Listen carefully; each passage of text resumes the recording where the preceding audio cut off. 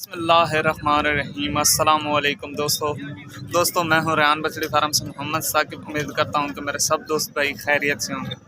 दोस्तों मैं अपने यूट्यूब रेहान बछड़ी फार्म में सभी भाइयों को खुश आमदीद कहता हूं।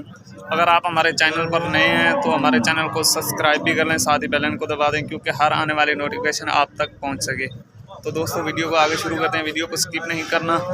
माशाल्लाह चेक करें, इंपोर्टेड फ्रीजियन है। सर से पैदाइशी मोनी बड़ी हाइट की बछड़ी है। सेमिनेट के लिए बिल्कुल तैयार है।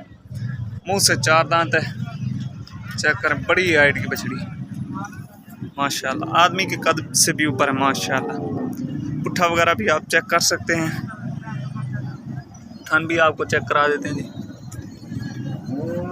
हर किस्म की हमारी गारंटी होगी। अंदर की बच्चेदानी की हमारी गारंटी होगी। बगैर ऐब नुक्स के बछड़ी की हड जोड़ चेक करें माशाल्लाह, बड़े हड काट वाली बछड़ी है।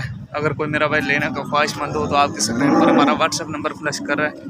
इस नंबर पर रब्ता करके ऑनलाइन भी खरीद सकते हैं पूरे भरोसे और एतमाद के साथ। अगर कोई मेरा भाई विजिट करना चाहे तो लोकेशन हमारी ज़िला लिया शहर फतेहपुर। माशाल्लाह इम्पोर्टेड फ्रीजियन माशाल्लाह,